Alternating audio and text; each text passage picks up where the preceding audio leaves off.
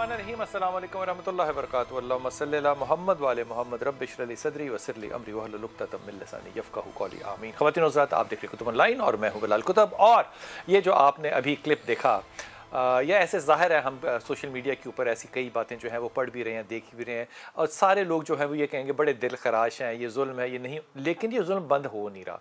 ये जुल्म इसलिए नहीं बंद हो रहा, ये मेरा गुमान है और ये मैं बदगुमानी कर रहा हूँ, वो इसलिए कि हमारे पास इस वक्त जो ये अमल जिनके लिए मैं बदगुमानी कर रहा हूँ करने वाले हैं, वो अपने इस अमल के ऊपर किस कदर फ़ख्रिया अंदाज में 4-4, 6-6 मीडिया हाउसेस के माइक्स अपने सामने लेके बयानबाजी कर रहे हैं। और कमाल बात, आप गौर फरमाइएगा ज़रा, ये लोग जो लब्बैक या रसूलुल्लाह के नारे लगा रहे हैं, इनमें से वो जो बयानबाजी करने वाला शख्स था उसको ये नहीं पता था कि अंबिया में, नबियों में और इमाम हुसैन में फ़र्क क्या है। ये आलम है। और जुमला देखें कि जनाब वो जहन्नम में भेजा जाएगा। मैंने आज एहतियात के तौर पे, और मैं ये हाथ बांध के कह रहा हूँ बिल्कुल ईमानदारी से, मैंने अपने घर में अखबार आज बंद करा दिया। मैं इस बात को बहुत ही ज़्यादा बुरा समझता हूँ जिन घरों में अखबार नहीं जाते और लोग अखबार नहीं पढ़ते, चाहे ख़बरें पुरानी हो, लेकिन पढ़ाई का एक तरीका और अंदाज़ होना चाहिए। लोगों की रोटियाँ लगी, मैंने आज बंद करा दी। इसकी वजह ये कि वो जो अखबार मेरे घर में आता है उसमें एक टुकड़ा लिखा होता है जिस पे कोई आयत, कोई हदीस, कोई नाम लिखा होता है, और वो जब फेंक के जाता है तो मैं वहाँ से उठाता हूँ। और मैं उसको हज़ारों दफ़ा कह चुका हूँ कि जो बाहर जनरेटर पड़ा है इस पे रख। वो कहता है, जब मैंने उतर के रखना शुरू किया तो मैं 700 घरों में देता हूँ, मैं 100 घरों में भी अखबार नहीं दे सकता, आप बाकियों के पैसे दे दें। मैं इस बात से खौफजदा हूँ कि वो उलमा इकराम जो अखबारों में लिखते हैं और वो सारा कुछ जिसके ऊपर नामूस लगती है वो लफ्ज़ लिखते हैं और उसके पैसे मिलते हैं ज़ाहिर है कॉलम लिखने के, क्या उनके ऊपर कुछ करना चाहिए या उनके ऊपर जो अखबार बेचने वाला या मेरे जैसे शख्स जो बंद कराएगा? हमारा ख्याल था ये सारी तरबियतें जो है ये मदारिस में हो रही हैं। ये तरबियतें कहां पर हो रही हैं जहां के ये बच्चे नुमाइंदगी कर रहे हैं? और आपने गौर किया कि ये कोई पुरानी बात नहीं है, ये मास्क पहने हुए हैं बच्चों ने, जो अपने मास्क हैं वो लटकाए हुए हैं, ये आजकल की बात है और ये कोई मदरसा नहीं है, ये एक बाकायदा सरकारी स्कूल है। अब बातें समझ आई आपको? जहां स्कूल के अंदर ये तरबियत होगी वहां पे क्या सूरत हाल होगी। इस मौजू पे आपने मेहमानों से बात करेंगे। ज़ियाउल्लाह शाह बुखारी साहब हैं हमारे साथ, पीर सैयद हबीब इरफानी साहब हैं, मुफ्ती इकबाल नक्शबंदी साहब हैं, बहुत ही मोहतरम शाहिद मिराज साहब हैं हमारे साथ, और बैरिस्टर वक्कास अब जो है ये यूके से भी हमारे साथ होंगे। लेकिन गुफ्तगू शुरू करते हैं इकबाल नक्शबंदी साहब से। नक्शबंदी साहब बहुत शुक्रिया। हुजूर अक़दस सिर्फ ये फरमा दीजिए कि ये जो सियालकोट का वाक़या हुआ है, आपके ख्याल में इसके मुहर्रकात छोड़ दीजिए कि वो स्टिकर था, उतारा किसने, क्यों उतारा, क्या हुआ, आप मुझे बताइए कि इसके पीछे नजरिया जो है वो क्या है और कहां से आया?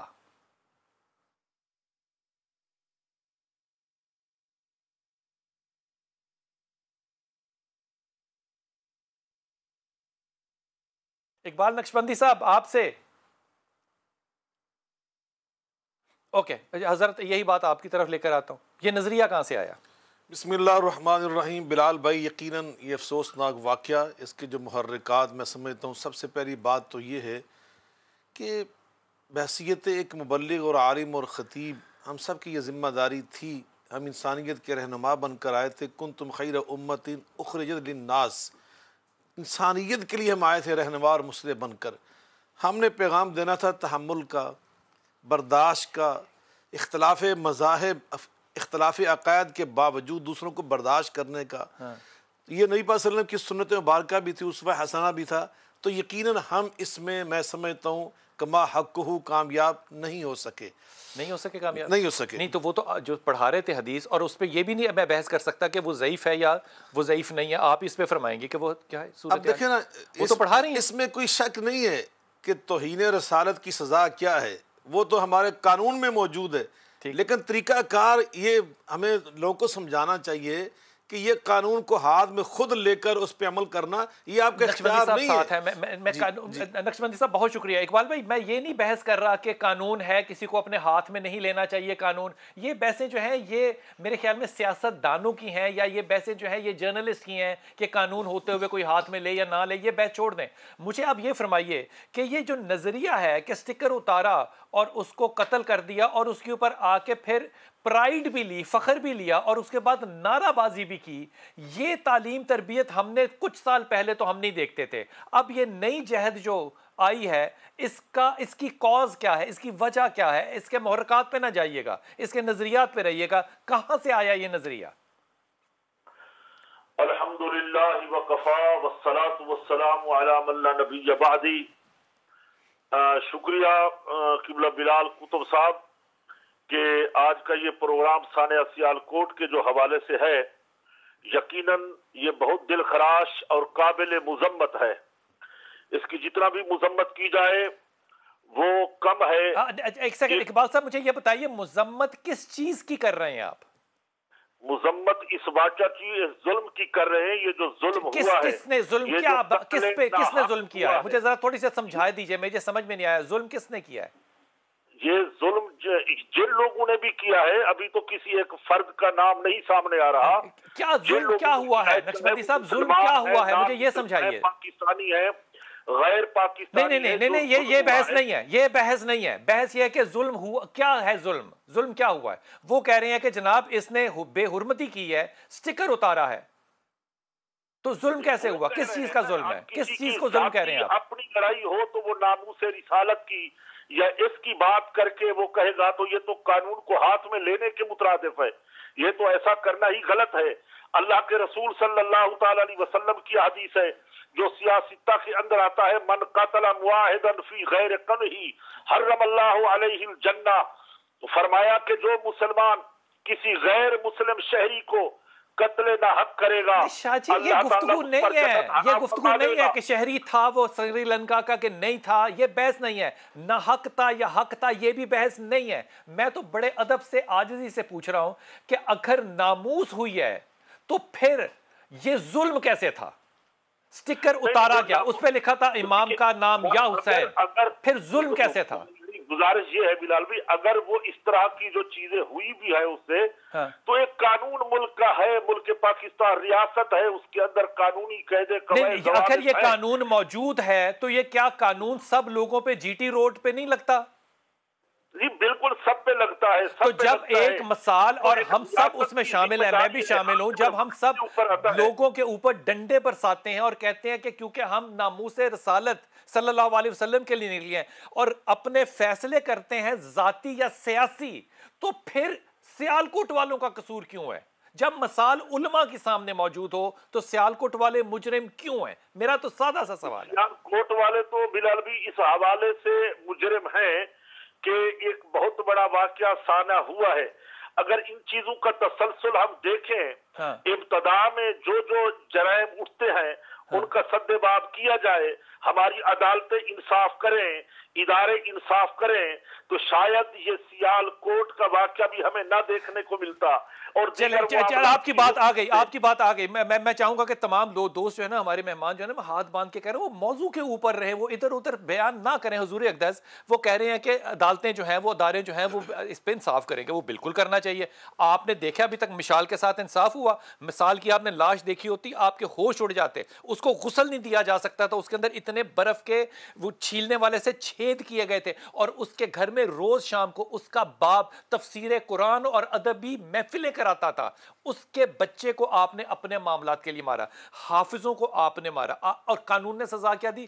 پہلے سزا ہوئی، پھر 10 سال میں ہوئی، پھر 5 سال میں بری ہو گئے، واپس سڑکوں پہ آ گئے۔ جب انصاف ہونا ہی نہیں ہے تو آپ انصاف کیوں مانگ رہے ہیں؟ خدا کی قسم کچھ تو انصاف کریں۔ میں سمجھتا ہوں یقیناً یہ جو سانحہ ہوا ہے بھائی بلال بھائی، یہ پہلا ہے، یہ آپ اس میں اس واقعہ کو کا ارتکاب کرنے والے وہ خود مذہب کی توہین کے مرتکب ہوئے ہیں۔ انہوں نے رسول اللہ علیہ وسلم کی تعلیمات کو جس انداز سے نظر انداز کیا ہے، ان کے اوپر ٹیررسٹ ایکٹ نہیں لگنا چاہیے نا۔ انہوں نے ابھی وہ مفتی صاحب جو حدیث پاک پڑھ رہے تھے نا، دیکھیے اس حدیث پاک میں آپ نے کیا گارنٹی دی ہے کہ ہم نے معاہد کہتے ہیں جس کو ہم نے عہد دیا وہ اللہ رسول کے نام پر کہ ہم آپ کی جان مال عزت آبرو کی حفاظت کریں گے، تو ہم نے اللہ رسول کے نام پر جو ایگریمنٹ دیا تھا اس کو ہم نے پامال کیا۔ آپ کہیں گے کہ ان لوگوں پہ جو اینٹی ٹیررسٹ ایکٹ ہے اس کے ساتھ ساتھ 295C لگنی چاہیے، لگنی چاہیے۔ نمبر 2، دوسری بات میں یہ کہنا چاہتا ہوں، انہوں نے اس کی میت کی جو بے حرمتی کی ہے، یہ رسول اللہ صلی اللہ علیہ وسلم کی تعلیم ہے، یہ بھی رسول اللہ صلی اللہ علیہ وسلم کی بغاوت ہوئی ہے۔ تیسرے نمبر پر میں سمجھتا ہوں اس کی میت کی انہوں نے آگ نہیں لگائی، انہوں نے اپنے ملک کی معیشت اور ملک کی برآمدات کو انہوں نے آگ لگائی ہے۔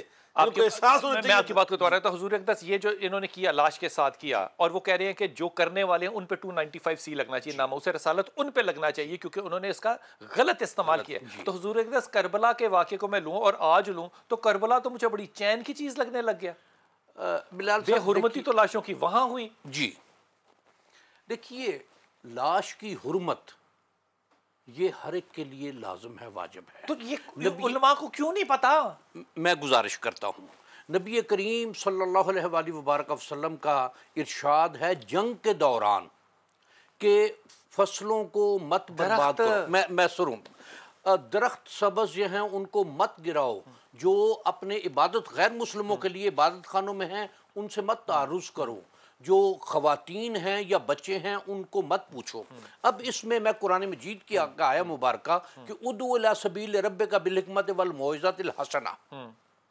وجادلہم باللتی ہی احسن کہ یہ یا رسول اللہ صلی اللہ علیہ وسلم آپ تلقین کیجئے دین لوگوں کو اللہ کے راستے کی طرف بلائیے حکمت کے ساتھ اور اچھے اخلاق کے ساتھ اچھی الفاظ کے ساتھ اور اگر ان سے مجادلہ ہو جائے بحث و تکرار ہو جائے باللتی ہی احسن اس کو بڑے خوبصورت انداز میں اب اس میں یہ بات ہے کہ جس نے بھی یہ ارتکاب کیا ہے یقیناً یا کرے گا یا کیا ہوگا بالکل یا جنہوں نے پہلے بھی کیا ہے ایک شے دیکھیے کہ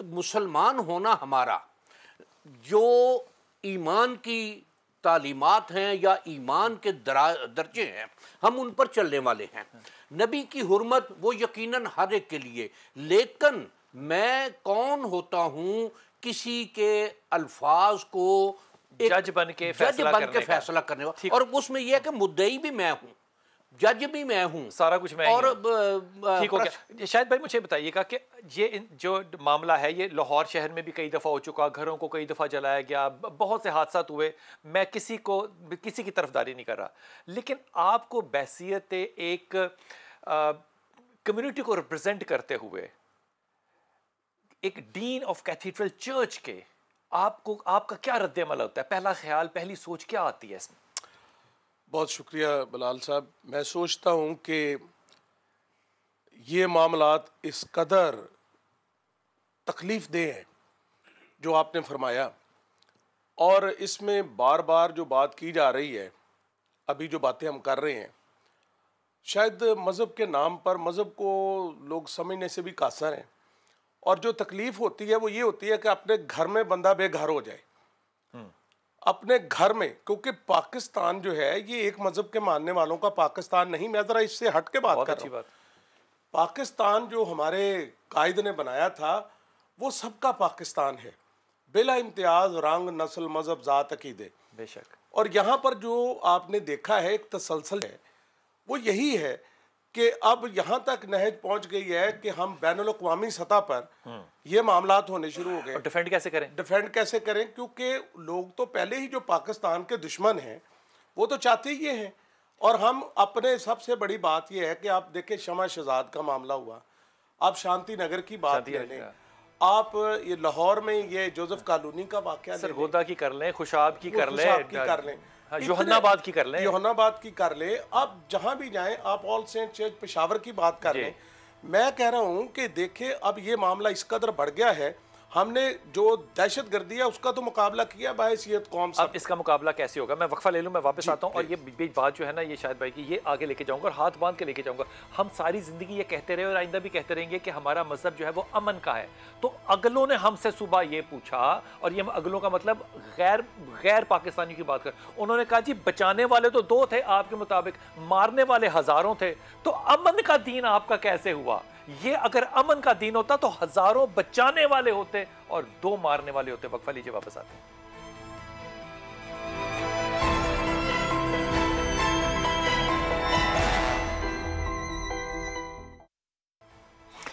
بہت شکریہ جناب وقاص ہمارے ساتھ ہیں وقاص جو ہیں وہ ماہر قانون تو ہیں اپنی جگہ پہ لیکن ان کی ایک اپنی رائے بھی ہے، وہ ان سے یہ بھی بات کرتے ہیں کہ بیرسٹر صاحب یہ فرمائیے کہ قصور کا واقعہ لے لیجئے یا یوحنا آباد کا واقعہ لے لیجئے، خوشاب کا واقعہ لے لیجئے، بہاولپور کا واقعہ وہ طالب علم کا اپنے استاد کے ساتھ لے لیجئے، مشال خان کا تو ہم نے اپنی آنکھوں سے دیکھا ہوا ہے، ہم اس کے گھر میں بیٹھے ہوئے ہیں، وہ دیکھ لیجئے، جوزف کالونی کا جو واقعہ وہ دیکھ لیجئے۔ یہ سارے واقعات کے ملزم یا پتہ نہیں ملزم کہنا چاہیے کیا میں کہوں، یہ سب پکڑے گئے، تو ان کے ساتھ پھر کیا ہوا؟ انصاف ہو گیا؟ سزائے موت جو ہے وہ مل گئی 295Z پہ لوگوں کو، یا کیا بنا کیا آخر ان کا؟ بلال بھائی سب سے پہلے میں کہنا چاہوں گا کہ کیسی بخشش کا یہ سما ہوا پھرتا ہے، شہر سارا ہی پریشان ہوا پھرتا ہے، کیسا عاشق ہے تیرے نام پہ قربان ہے مگر تیری ہر بات سے انجان ہوا پھرتا ہے، جانے کب کون کسے مار دے کافر کہہ کے شہر کا شہر مسلمان ہوا پھرتا ہے۔ بلال بھائی یہ تمام تر واقعات انکلوڈنگ سیالکوٹ کا انسیڈنٹ، میں یہ سمجھتا ہوں کہ یہ تمام تر بڑے کرپناک اندیشناک واقعات تھے جن کی جتنی بھی مذمت کی جائے وہ کم ہے، اور آئینی طور پہ قانونی طور پہ جتنی بھی مرمت کی جائے وہ بھی کم ہے۔ جن واقعات کا آپ نے تذکرہ کیا، 2009 میں مریدکے کا واقعہ تھا، 2014 میں کوٹ رادھا کشن، بالکل مرمت ہوئی قانونی طور پر آئینی طور پہ۔ 2016 کا جو مشال خان کا واقعہ تھا اس کو سزائے موت دی گئی، اور پھر اپیکس کورٹ میں کورٹ آف ایپلیٹ میں جب اس کی اپیل سیٹ کی گئی تو وہاں پہ امپریزمنٹ فار لائف کے اندر ٹرن کر دی گئی، اور ابھی ان کے فادر کی طرف سے وہ جو اپیل ہے وہ سپریم کورٹ میں پینڈنگ ہے فار دی فائنل ایڈجوڈیکیشن۔ اس کے علاوہ کوٹ رادھا کشن کا واقعہ ہے، 2009 کا مریدکے کا واقعہ ہے، 2010 کا آپ کو واقعہ یاد ہوگا منیب اور مغیث سیالکوٹ میں دو بھائیوں کا، اس کے اندر بھی سزائیں دی گئی۔ لیکن میں یہ سمجھتا ہوں کہ ہمیں سزاؤں کے اطلاع کے ساتھ ساتھ اس معاشرے کی ٹیچنگ، پریچنگ اور ٹریننگ کی بھی بہت زیادہ ضرورت ہے، جو آپ نے اپنے ابتدائی میں بتایا، اپنے پرومو میں دکھایا، انٹرو میں دکھایا۔ چھوڑ دیجئے، یہ تو موضوع ہی نہیں ہے میرا۔ میں یہ چاہتا ہوں کہ وہ جو سزائیں ہوئیں وہ کیا سزائیں تھیں؟ اب مشال کو مارنے کے بعد سزائے موت ہو، اس کے بعد وہ 10 سال میں کنورٹ ہو، اب وہ پینڈنگ ہے، 7 سال بعد وہ باہر حیا ہوں گے۔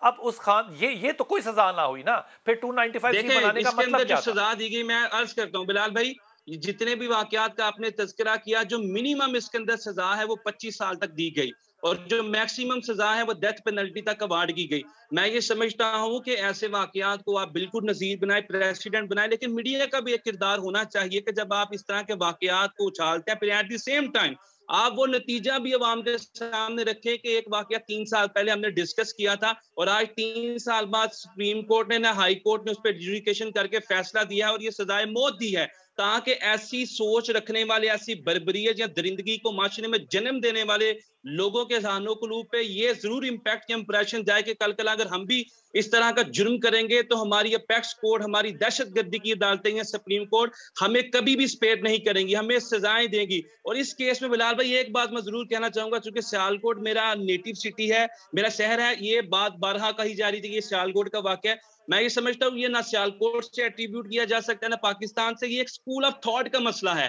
یہ ایک مائنڈ سیٹ کا مسئلہ ہے، یہ اس موب کا، اس اشتعال کا، یہ مذہب کارڈ کا مسئلہ ہے جسے ہمارے پاکستان کے اندر ہی ہے نا۔ ہم نے کوئی منت تو نہیں مانی ہوئی نا کہ پاکستان کے اندر یہ مائنڈ سیٹ آنا ہے، اور کیوں آنا ہے، باقی ممالک میں کیوں نہیں ہے؟ میں ہندوستان کی ایگزامپل اگر دوں تو آپ وہاں پہ تو پروٹیسٹ کریں گے کہ کیوں مارا جا رہا ہے، لیکن جب ہم وہی نعرے، ہم وہی کام خود کریں گے تو ہم کیسے جسٹیفائی کریں گے اس جسٹیفیکیشن کا جو معاملہ ہے؟ ڈاکٹر حامد آپ میرے ساتھ ہیں۔ حامد خان صاحب یہ بتائیے کہ برطانیہ میں وہ جو لوگ ہیں وہ پہلے ہی ہمارے اوپر کہتے تھے کہ یہ دہشت گرد لوگ ہیں اور کوئی بہت زیادہ اچھی خوبصورت ریپوٹیشن لے کے ہم دنیا میں سفر نہیں کرتے، تو اب اس بات کو، سیالکوٹ کے واقعے کو آپ وہاں پہ بیٹھ کے بحیثیت برٹش میوزیم ہیریٹیج کے ایڈوائزر کے کیسے ڈیفینڈ کریں گے، کیا آرگومنٹ دیں گے؟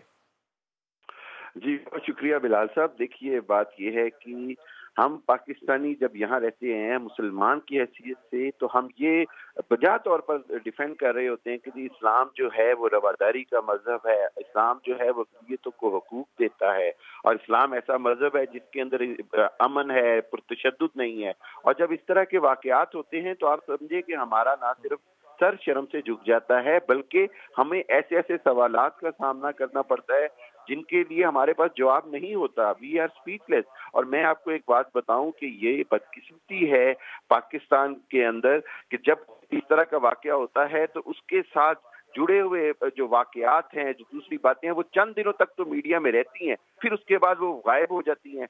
बुनियादी तौर पर इस बात की शदीद ज़रूरत है कि एक कौमी बयानिया पैदा किया जाए इस तरह की सोच के खिलाफ। और हम जब बाहर बैठे होते हैं, वाकई बिलाल साहब, यहाँ तक सिचुएशन होती है कि हमें भी उसी माशरे का हिस्सा समझा जाता है, जबकि हम ये समझते हैं कि अल्लाह के बरतानिया में इस मौजू पे सवाल होता है लोगों का, जनरल पब्लिक का। बिल्कुल होता है, बिल्कुल होता है बिलाल साहब। अभी 15 तारीख को मुझे एक पूरा यहाँ पर एक सेशन हो रहा है इसी के ऊपर। एक बड़ा टीवी चैनल है, उसने पूरा एक प्रोग्राम डिजाइन कर दिया है कि पाकिस्तान में जो इंतहा पसंदी है, जो टॉलरेंस है, वो किस लेवल तक चली गई है। और दूसरी तरफ आप देखें कि एक श्रीलंका का वो प्रयान था, वो जो शहरी था, श्रीलंका ऐसा मुल्क जो हमें आधे से ज्यादा आंखें अतिया करता है, 65,000 आंखें अतिया कर चुका है। श्रीलंका के लोग जो हैं उनकी आंखों से हम देखते हैं, और हमारे फतवे ये थे कि ये आंखें देनी, ये काम करना जो है, ये बड़ी बहस करते रहे कि ये पता नहीं हलाल है कि हराम है, और उनकी आंखों से देखते हैं। इकबाल भाई ये फरमाइएगा, इकबाल नक्शबंदी साहब, आपकी तरफ तवज्जो दिलवा रहा हूं आपको। हुजूर अक़दस एक इजमा हो गया सारे मुल्क का, सारे पाकिस्तान का, और वो जो इदनान है हमारा, उसको खराज तहसीन भी पेश किया, तगमा शुजात भी पेश किया। अब जब इजमा हो जाए कि दोनों में से सही कौन है, तो क्या ये आपके मिंबर का मौजू बनेगा अब सियालकोट वाला वाकया? जी बिलाल भाई शुक्रिया। हमेशा ही ये मौजू मिंबर पे, मेहराब व मिंबर में बनते रहे हैं, ये आवाजें उठती रही हैं।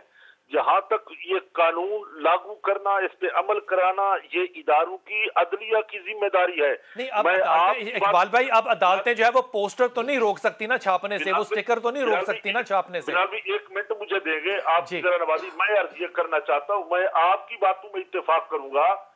जहां जो इदारे 10 साल, 5 साल, 2 साल के बाद ये छोड़ते हैं, वही लोग गुनाहों के दलेर होते हैं, चाहे उसका ताल्लुक किसी के साथ भी हो। नबी करीम सल्लल्लाहु अलैहि वसल्लम के जमाने में एक यहूदी ने किसी का सर कुचल दिया, तो हुजूर अलैहिस्सलातु वस्सलाम ने वही सजा, कोई महीने साल नहीं गुजरे, उसी वक्त आका सल्लल्लाहु अलैहि वसल्लम ने हुक्म नाफिज किया कि इसका सर भी उसी तरह कुचला जाए। इसी में इंसानियत की बका होती है, जो अल्लाह के रसूल ने, कुरान ने सजाएं मुकर्रर की हैं।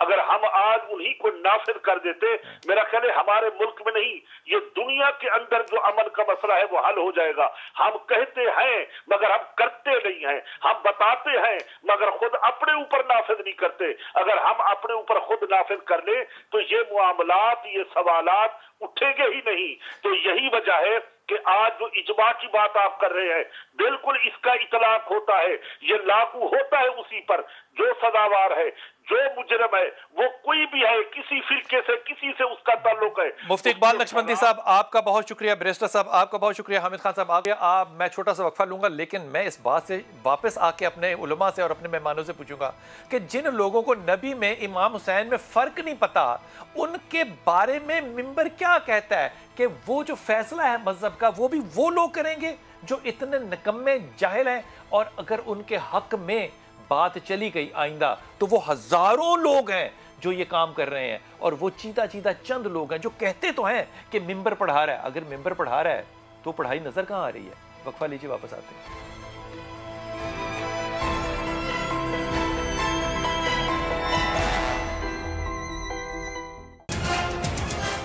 बिस्मिल्लाहिर्रहमानिर्रहीम। मजहबी दहशत गर्दी या मजहबी इंतहा पसंदी आप जहाँ भी देखेंगे उसमें बड़ी कॉमनैलिटीज़ होंगी। मिसाल के तौर पे अगर आप हिंदुस्तान में देखेंगे, और वो भी इस मामले में अगले लेवल पर हैं कहीं कि जितनी वो दहशत गर्दी मुसलमानों के साथ करते हैं, लेकिन आप देखिएगा अंदाज़ उनका भी मारने का वही होता है जो हम बिल्कुल और नज़रिए के साथ अपने मुल्क में अपने ही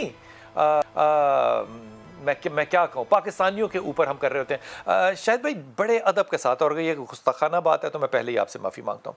ज़ाहिर है इल्हामी मज़हब जो है वो क्रिश्चियनिटी भी है, जूडिज़म भी है, इस्लाम भी है। ये सारे मसाइल जो हैं ये क्रिश्चियनिटी में कैसे हैंडल करते हैं, या आपके यहाँ ये मसाइल हमें इतने वालेहाना या इतने बुरे अंदाज से क्यों नज़र नहीं दुनिया में आते, या वो प्रमोट नहीं करते, या आप कैसे क्या करते क्या आप? देखिए, सबसे पहली बात तो ये है कि हमारी दुनिया का और ख़ास तौर पर हमारे खित्ते का जो मसला बन गया है आपके आज के मौजू के मुताबिक, वो यही है कि हमने खुदा को खुदा नहीं रहने दिया, हम खुद खुदा बन रहे हैं। اور دیکھیں ہم تو زمینوں پر قبضے کی بات کر رہے تھے، لوگ تو خدا پر قبضہ کر رہے ہیں. اسی وجہ سے لوگ سمجھتے ہیں کہ جی یہ ہے بات اور اگلی بات نہیں ہے. جو بات ہم کر رہے ہیں کہ دیکھیں، میں جیسے پہلے بھی آپ نے اس پروگرام کے شروع میں یاد دلایا، I am really appreciate your all memory, کہ ہم نے پہلے بھی بات کی کہ ہم خدا جو ہے اس کو کیسے ڈیفینڈ کر سکتے ہیں. خود انسان ڈیفینڈ کریں گے کیسے کریں گے؟ ہم کر نہیں سکتے. خدا جو ہے وہ خدا ہے، وہ خدا ہے. یہ بات سمجھ سے بالکل باہر ہے کہ ہم یہ بات کرنا شروع کر دیتے ہیں کہ خدا کو ہم نے اس کی حفاظت کرنی ہے. بھائی خدا کی حفاظت ہم کیسے کر سکتے ہیں؟ یہ تو سوال جو ہے یہی، اسی بات کو تو ہم نے بڑھانا ہے. اور جو آپ نے بات کی ہے کہ مسیحیت میں یہاں پر لوگ اکثر استعمال کرتے ہیں عیسائی کا لفظ. جی نہیں کرنا چاہیے. آپ کے سپریم کورٹ آف پاکستان نے آئی واز دا پٹیشنر کہ ہمارا تشخص جو ہے وہ مسیحی ہے، مسیحا سے کہا جائے. بالکل ٹھیک ہے جی. اور اس چیز کو سپریم کورٹ آف پاکستان نے اپہیلڈ کیا ہے، اسلامک نظریاتی کونسل نے کیا ہے. بالکل ایسا ہی ہے. اور اس کے مطابق کیونکہ یہیں سے ڈسکریمنیشن شروع ہوتی ہے، الفاظوں میں، لفظوں سے ہی لوگ کرتے ہیں. تو ہمیں ان چیزوں کو پروموٹ کرنے کی، اور اب تو سپریم کورٹ نے کہہ بھی دیا تو اب جو قانون لاگو ہو گیا، قانون تو ہوگا. اور اس میں ہم بات یہ کر رہے ہیں کہ دیکھیں ہم لوگوں کی اکثر یہ بات ہوتی ہے، اب میں جس طرف اشارہ دینے لگا ہوں کرنے لگا، جو میں نے پہلے بھی بات کی کہ پاکستان جو ہے وہ کسی ایک مذہب کے ماننے والے کا پاکستان. آپ کے ہاں یہ مسئلے کیوں نہیں ہوتے، یا ہوتے ہیں تو آپ کیا ہینڈل کرتے ہیں؟ دیکھیں سب سے پہلی بات تو یہ ہے کہ یہ اس طرح کی بات ہوتی نہیں ہے. اگر کہیں ہو بھی جائے تو اس میں آج تک میرے علم میں تو ایسی بات نہیں آئی. میرے علم میں بھی نہیں ہے، آپ کے علم میں بھی نہیں ہے. لیکن دیکھیں جو لوگ خدا کا احترام کرنا جانتے ہیں انہیں پتہ ہے کہ خدا کا احترام کیسے کیا جا سکتا ہے، کیونکہ کلام مقدس کی تعلیم بھی یہی ہے کہ اس کا سورج سب پر چمکتا ہے، اس کی بارش سب پر برستی ہے. وہ امتیاز نہیں کرتا. ہم اپنے وہ معاملات لے لیتے ہیں. تو یہاں پر بات اسی بات کو ہے بڑھانے کی ہے. ابھی آپ نے جس بات کا ذکر کیا کہ ابھی یہاں پر آپ کے پروگرام میں ذکر ہوا ہے کہ شری لنکا جیسا ملک آنکھوں کی پتلیاں ہمیں دیتا ہے. اور میں کہیں پڑھ رہا تھا کل یا کیسے کہ وی آر اسٹل بلائنڈ، ہم آج بھی اندھے ہیں. اور یہ سری لنکن آنکھوں سے دیکھتے ہیں، آنکھوں سے دیکھتے ہیں. اور یہ بینائی جو ہے، یہ بصیرت جو ہے، یہ بندے کے اندر آتی ہے. آپ گاؤں میں چلے جائیں، جو لوگ پڑھ نہیں سکتے، حالانکہ ان کی یہ فزیکل آئیز بالکل ٹھیک ہیں، لیکن وہ کہتے ہیں یہ اسی اندھے ہیں. کیوں؟ کہ وہ پڑھ نہیں سکتے.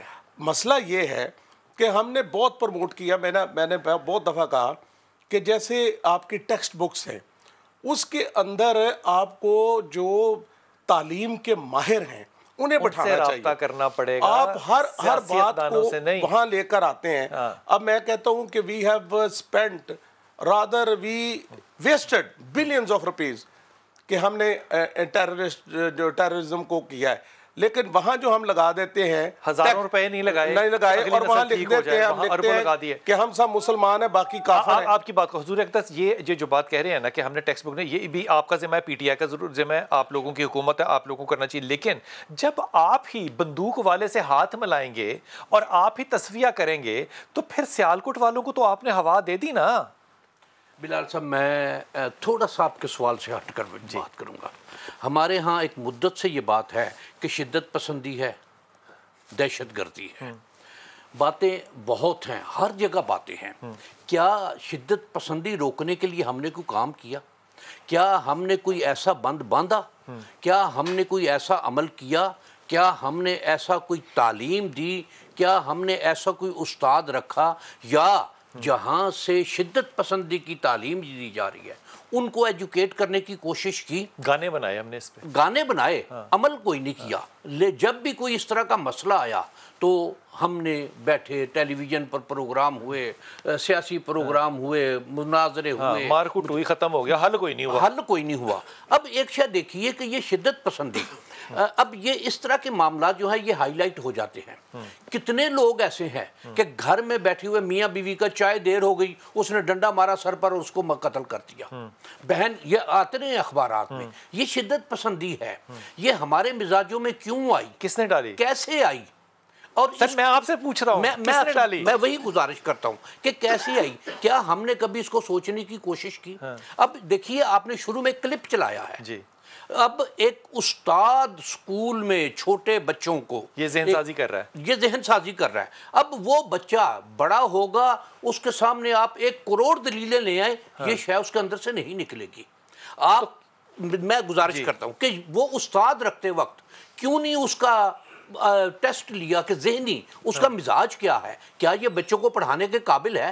ہم سڑک پر چلے جائیں اور ہر جگہ دیکھیے، کسی بھی جگہ کہ موٹر سائیکل والا ایک بالکل رائٹ سائیڈ پر چل رہا ہے اور اگر کوئی ہارن دے دے وہ غصے سے اس کو دیکھتا ہے کہ تو نے مجھے ہارن. شاہ جی پھر بھی اس کا چلان تو ہو سکتا ہے نا. میری گزارش سن، یہاں تو چلان ہی نہیں ہو سکتا اس کا. میری گزارش سن لیجئے پہلے کہ یہ چیزیں ہیں کہ اس میں یہ ٹریننگ کی ضرورت ہے.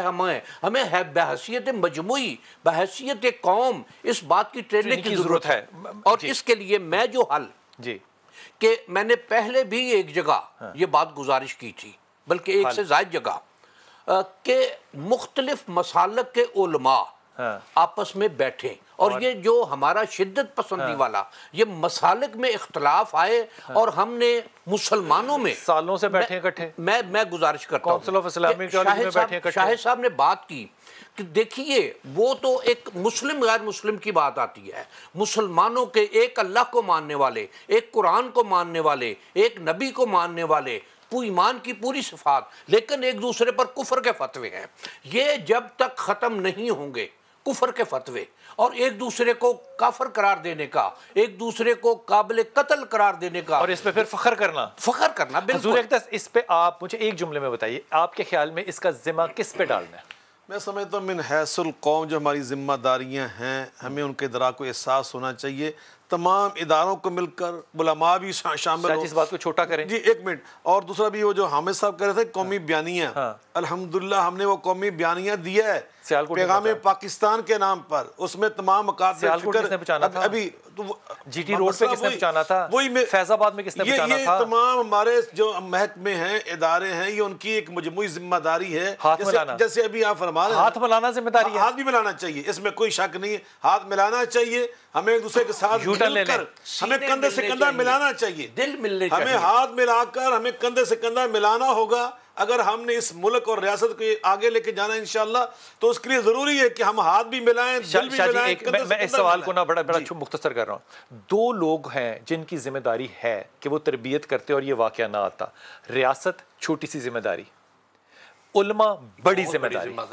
علماء نے یہ تیار کیے ہیں لوگ جو وہ نعرے لگا رہے تھے. یقیناً آپ کیوں ڈیفینڈ کر رہے ہیں؟ آپ نے ان لوگوں کو دہشت گرد بنایا، ظالم بنایا، شدت پسند بنایا، اب آپ پھل نہیں کھانا چاہ رہے. لیکن میں پھر یہاں پہ یہی بات کروں گا، اگر صحیح کندھے سے کندھا ملایا ہوتا تو علماء میں وہ جو بڑی اقتدار تھی جو امن کا سبق دینے والے، اتحاد امت کا سبق دینے والے، ان کو تو ہم نے دبایا ہے. سوشل میڈیا تو اٹھا کر دیکھیں نا، جو بدتمیز لوگ ہیں ان کو ہم نے چہرے بنائے ہوئے ہر مسلک کا، ہر مکتب فکر کے چہرے تو وہ بن گئے جو انتہا درجے کے بدتمیز ہیں. میں تو یہ نہیں کہہ سکتا. دیکھیے اب میں تو یہ بھی نہیں کہہ سکتا. اب وہ لوگ بے نقاب ہو چکے ہیں. آپ کریں نا بے نقاب. ان کے بے نقاب ہو چکے ہیں. بس سوشل میڈیا نے ان سب کو دکھا دیا کہ یہ 10 کروڑ لوگ فالوورز ہیں ان کے، کہاں پہنچ چکے ہیں وہ. اب یہی میں کہہ رہا ہوں کہ یہ کن کا کام تھا کہ ان کو لگام ڈالی جائے، ان پہ قدغن لگائی جائے. یہ کس نے کام کرنا تھا؟ یہ اداروں کا کام تھا کہ وہ ان کو لگام دیں، وہ ان کو لوگوں کو مجبور کریں کہ آپ کو یہ استحقاق نہیں دیا جا سکتا. لیکن جو اتحاد امت کی بات کرنے والے لوگ تھے پیچھے دھکیلا ہوا ہے. آپ کی بات بالکل. میں شاید بھائی آپ سے نا ایک جملہ اپنی طرف سے یہ کہنا چاہ رہا ہوں. آپ لوگوں نے جو پچھلے 20 سال کے اندر تحمل کا مظاہرہ کیا ہے، آرگومنٹ کا مظاہرہ کیا ہے، مذہبی برداشت رواداری کا مظاہرہ کیا ہے، ہم نے آپ کا وہ شکریہ ادا نہیں کیا جو کہ ہمیں کرنا چاہیے تھا. میری تو اس پہ معذرت ہے. جہاں میں سری لنکا سے معذرت کر رہا ہوں، وہاں پہ آپ لوگوں کا بھی حق تھا ہماری گردن پہ کہ ہم آپ کا وہ شکریہ ادا کرتے. اور شاید اگر ہم میں عقل اور ظرف ہوتا تو ہم ان سے ایک سبق سیکھتے بھی کہ اختلافی باتوں کو حل کرنے کے لیے کیا انداز اپنایا جا سکتا ہے.